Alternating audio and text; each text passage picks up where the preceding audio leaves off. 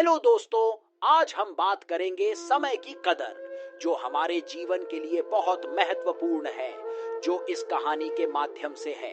चलो शुरू करते हैं। एक गांव में 3 लड़के रहते थे, राम, श्याम और राजू। तीनों के पिता काफी अमीर थे।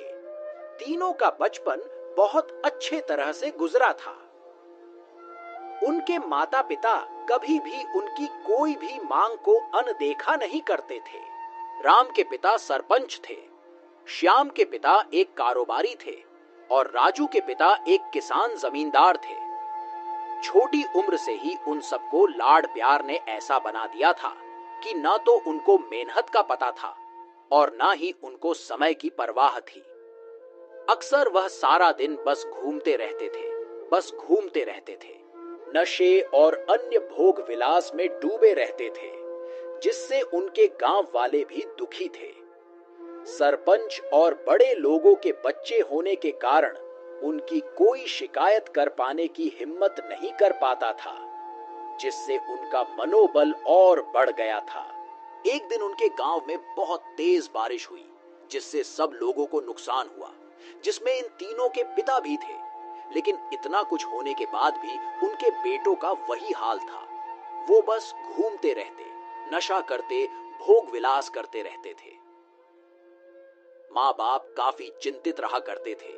ये तीनों भले ही कितने गंदे थे, लेकिन इन तीनों के अंदर एक खास बात थी, जिसकी पहचान किसी को नहीं थी और उनको खुद को भी पता नहीं था।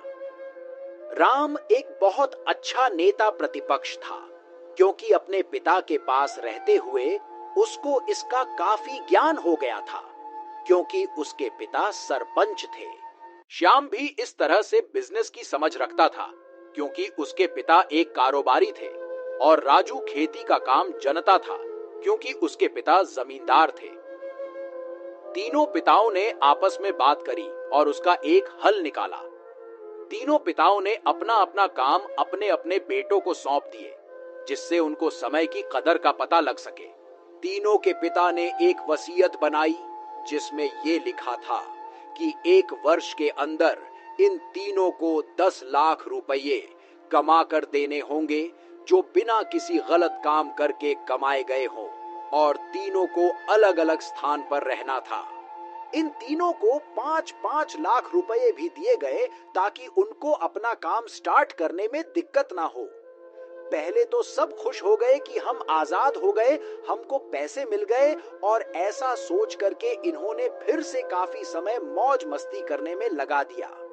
इस तरह से 6 महीने बीत गए और इनका काफी सारा नुकसान भी हुआ। फिर एक दिन अचानक उनको एहसास हुआ कि अगर हम शर्त हार गए तो हम अपनी अपनी जायदाद खो बैठेंगे। धीरे धीरे उनकी चिंता बढ़ने लगी। एक दिन वो इसी उधेड़ धुन में एक पार्क में बैठे थे और कुछ डिस्कस कर रहे थे कि उनको एक छोटी सी लड़की मिली।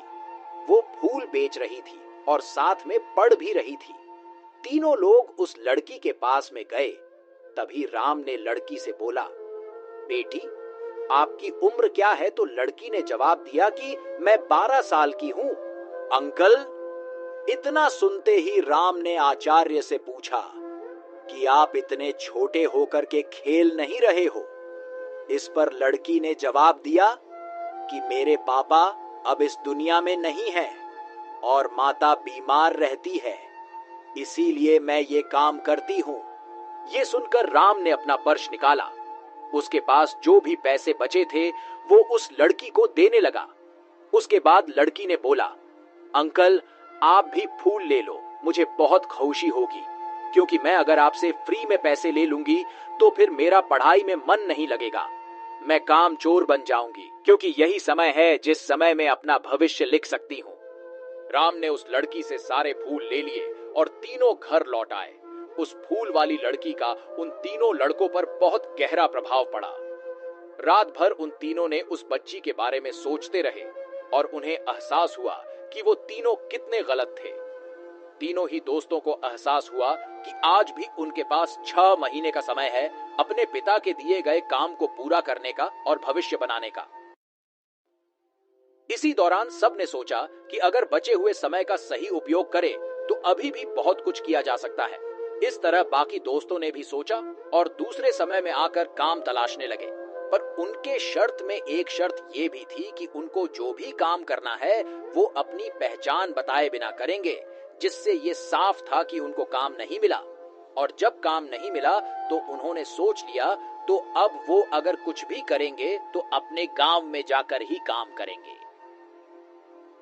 भले ही उनके पिता कुछ भी सोचे, लेकिन फिर भी अपने गांव में जाएंगे और अपने गांव में कुछ नए काम करेंगे। भले ही उनको अपने पिता के वसीयत ना मिले, तीनों लड़के अपने गांव में फिर से आए और अपने अपने पिताओं से जाकर के मिले और उन्होंने अपने अनुभव के बारे में बताया और बोला कि वो आगे से ऐसी गलती नहीं करेंगे और वो उन्हें माफ कर दे।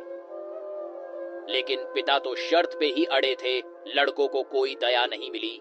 तीनों को फिर से दुख हुआ कि तीनों को अपनी गलती की एहसास होने के बाद भी उनके पिता उनका सपोर्ट नहीं कर रहे हैं और फिर से वो रात भर सोचते रहे कि अब क्या किया जाए। तीनों ने मिलकर एक स्कीम निकाली। राम अपने मित्रों के साथ में मिलकर लोगों की प्रॉब्लम को सुलझाने लगा, जिससे उसको गांव की समस्याओं का ज्ञान हुआ।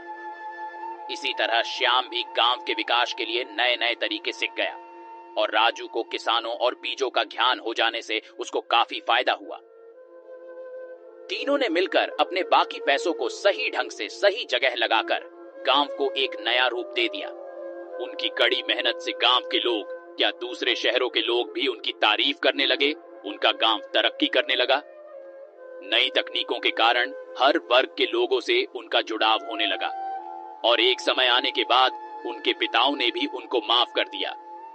इस तरह से दोस्तों, उन तीनों को समय की कीमत का अंदाजा हुआ कि पहले वो कितना समय बर्बाद कर रहे थे, लेकिन जब से उनको समय की कीमत का अंदाजा हुआ तब से उन्होंने समय को बर्बाद नहीं किया और काम करके पैसा कमाया, नाम कमाया और ये सीखा ईमानदारी से जिंदगी कैसे जीते हैं।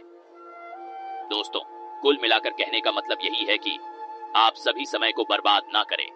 अगर ये समय आपके हाथ से निकल गया तो कुछ नहीं कर सकते।